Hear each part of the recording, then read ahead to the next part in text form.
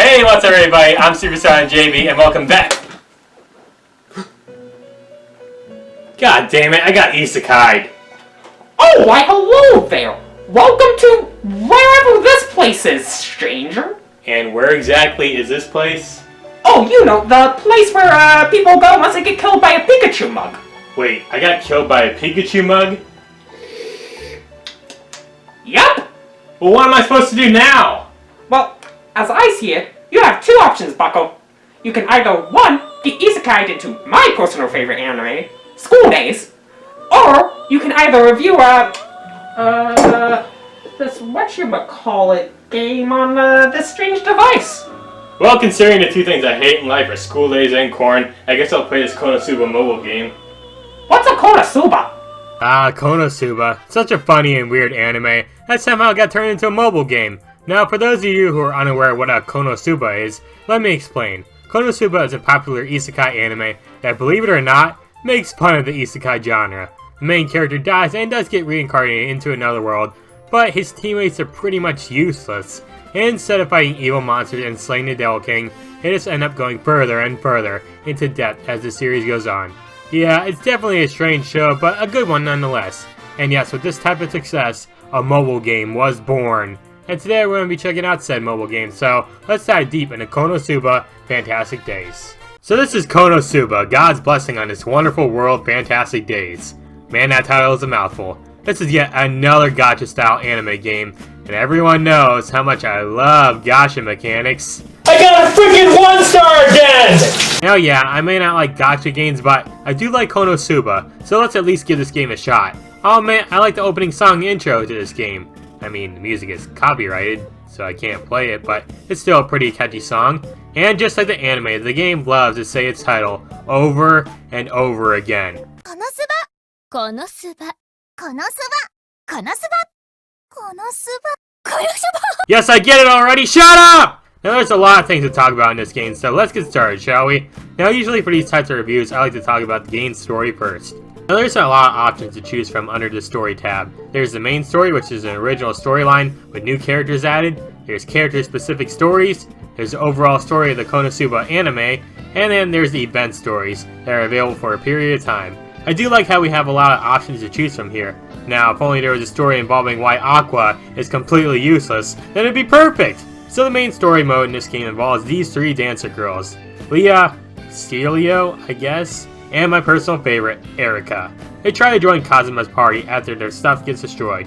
By a certain someone, of course. And yeah, they get to fight alongside your team in order to prove themselves. Man, they're already even more useful than my current team! Now, the story goes like this. Kazuma wants to turn these three dancer girls into big idols, just like the ones they had when he was in Japan. In order to do this, he becomes their producer and starts setting shows up for them so that they can perform in front of a huge crowd and their party can make tons of money to pay off all their debt. Yeah, it may not be the most epic or action-packed story ever, but it's still funny and the characters are all super entertaining to watch. Now, I would go into more details about the main story, but we still got a lot more to talk about, so let's talk about the character stories. Every time you use a character in battle, their affinity level increases. When it gets to a certain level, you unlock a new chapter in your character stories, and these chapters highlight that character in the game and tell us some info about them. It's pretty fun to watch these, and it's nice to see each character have their own time in the spotlight. Then there's the Konosuba story, which is just a retelling of the anime. I've already seen it, so moving on. And finally, there's the events. They only last for about a month or so, then they change, but they still tell a new interesting story that has a theme to it. Like a pajama party. Cause come on, who wouldn't want to fight demons in their nightgowns? One of the nicest things about the story section is it actually only contains the cutscenes. There's no gameplay here when you click on that chapter. Now, if you want to play through the quests, you have to go to the quest tab here in order to play through specific quests. You can do main quests, which lets you progress through the story. You have free quests that allow you to get more money, items, and XP. You got your online battle arenas, which I suck at. And you have the event quest that lets you play through some battles involving a new event. Each quest features a pretty good amount of rewards, and at the end of the battle, you can get up to a 3-crown ranking. Now, to start things off, you get to use 3 different party members, and once you reach a certain level, you can get an additional 2 who will back you up if your party dies.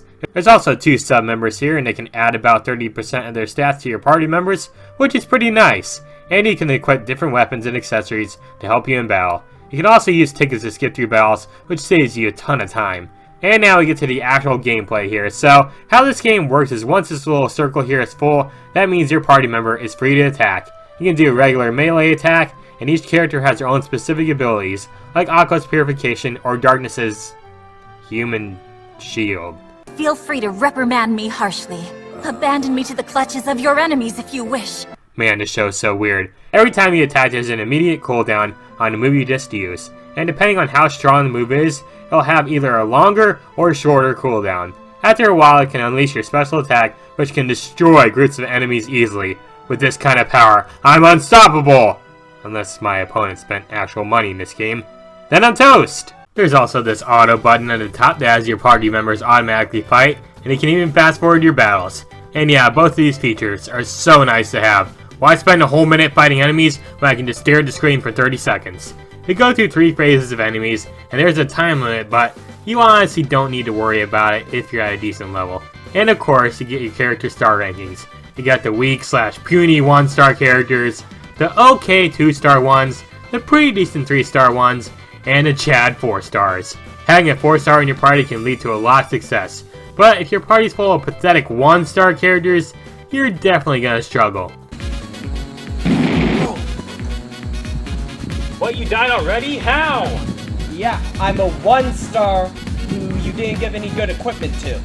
I mean, yes, you can always level up your party members using potions, and this saves a ton of time. Thank God I don't have to grind for several hours. There's also a smithy that lets you craft various types of weapons and accessories that can be used in battle. You can also upgrade your gear and sell it too. There's also jobs that you can do to earn more rewards. It takes a while to complete them, but the end result is usually worth it. And the jobs will increase your affinity levels too. And of course there's your daily missions that you can complete to earn more rewards. I usually just play through some free quests and that usually completes the missions for me. But now folks, we get to the most frustrating part of the game. Recruiting party members. Yeah, just like every gacha game ever, you get a random character every time you try to recruit someone. You use quartz to pay for these summons, and you can summon up to 10 at a time. But yeah, it's all luck based, and I tried many times to try and get the Cottontail cleric, Cecily, but I failed every single time, and just got lame characters instead, and eventually, I gave up. Who's this guy? I want to see that forehead! Yeah, that's it. Again, it's pure RNG what characters you get, and every time you get a new one, you spend a good amount of quartz. Now yes, you can buy quartz at the shop, but then you'll have to spend real world money in the game. And believe me, things can get pretty expensive in this game. Can I get some new weapons? Some new weapons. That's gonna cost you a pretty penny, you know. Can I pay you in Doritos? No. Like yeah, I get it's a gacha mobile game and things like this happen, but could they at least not make everything cost so much freaking money? Well, at least we get some daily login rewards, right? Sometimes I just open up the game to get my rewards, and then I'm out. And then there's times where I want to delete the game entirely after I get another freaking 1-star character! So yeah, overall, I have to say, I actually enjoyed Konosuba Fantastic Days. Sure, the gacha mechanics pissed me off like there's no tomorrow, but the awesome gameplay and hilarious story kept things interesting in the long run. And I highly recommend this game to any Konosuba fans out there. Okay, well, I reviewed the game. Can I go home now?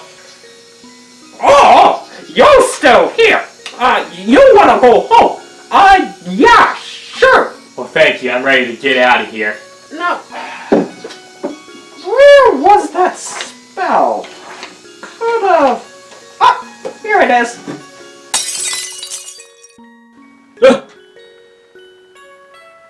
Oh hey, I'm back home. Well, there goes my chances of going on an isekai adventure, but maybe it's for the best in the end. I mean, you never know what's going to happen when you get isekai and what dangers you're going to face. Like, for example, this Pikachu mug. How the heck does this kill someone in the first place? Man, that guy was an idiot.